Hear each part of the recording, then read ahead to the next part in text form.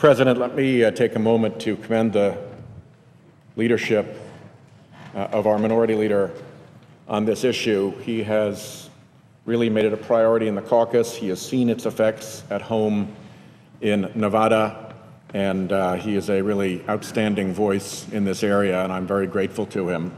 I also want to thank and recognize my chairman on the Environment and Public Works Committee, Barbara Boxer, than whom no one is more forceful on the need we have to address climate change and the carbon pollution that we are emitting that is causing this.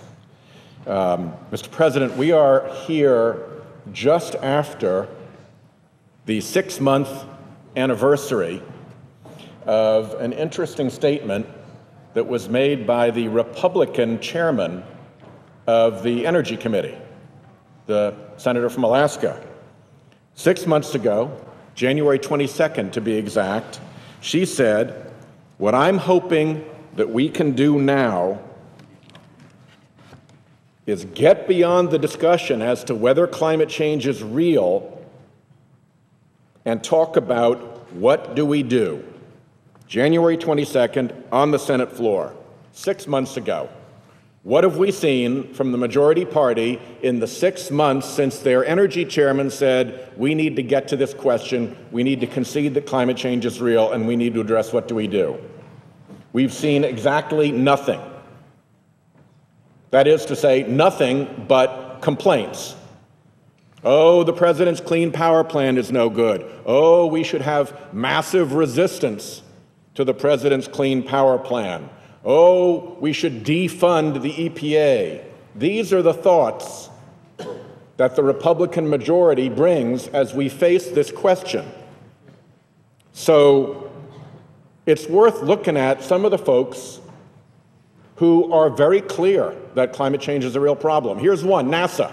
Our scientists from NASA couldn't be clearer about the importance of climate change and about the role of carbon pollution. How smart are NASA scientists? They're driving a rover around on the surface of Mars, folks. They just shot a spacecraft by Pluto close enough to take pictures of it and send back data. And what does the Republican majority have to say about NASA's position on climate change? That they're in on a hoax. They basically accuse NASA scientists of being dishonest,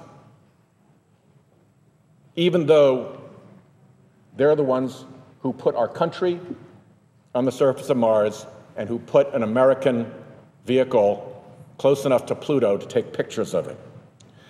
Look at Walmart. Just a moment ago, the junior senator from Arkansas was presiding. Walmart joined with a dozen other companies yesterday at the White House to say climate change is real. These aren't left-wing companies. This was Walmart. This was Alcoa. This was GM. This was Coke and Pepsi. This was UPS. We have got to start taking this seriously. But is there anything out of the state of Arkansas, Walmart's home state, on climate? Nope. Not a single thing. Forbes magazine just did an article, "Climate change will cause increased flooding in coastal cities." The picture is a satellite picture of the state of Florida. The little caption under the picture says, "Flooding from climate change is threatening much of the coastline of Florida, including major cities." And yet we've got two presidential candidates from Florida on the Republican side. What do they have to say about climate change? Nothing. Nothing other than, I don't know, I'm not a scientist, all the usual dodges. Pope Francis has written an encyclical, an extraordinarily important article in the Catholic faith about the reality and the effect of climate change. What do our Catholic Republican senators have to say about that? Nothing. We're not going to listen to him. He's not a scientist. Well, actually, technically he is. He's a trained chemist. But that's the line, not a scientist. What could possibly explain these strange anomalies?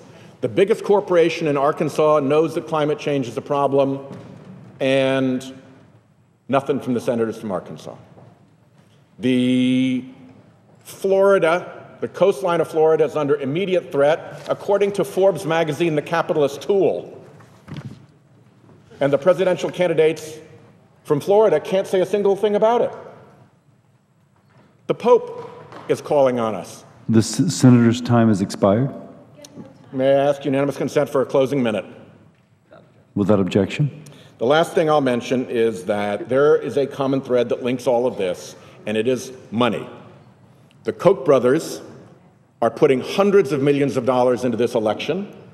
One of their organizations, said it was going to spend $889 million in this election, and that anybody who crossed them on climate change would be at, and I quote, a severe disadvantage. Nice little campaign you got here, and I hate to put it at a severe disadvantage with my $900 million. So what we have is secret money and threats related to it that are just obliterating what had been a good Republican response on climate change, on other environmental issues. We need to move on, and I will yield the floor.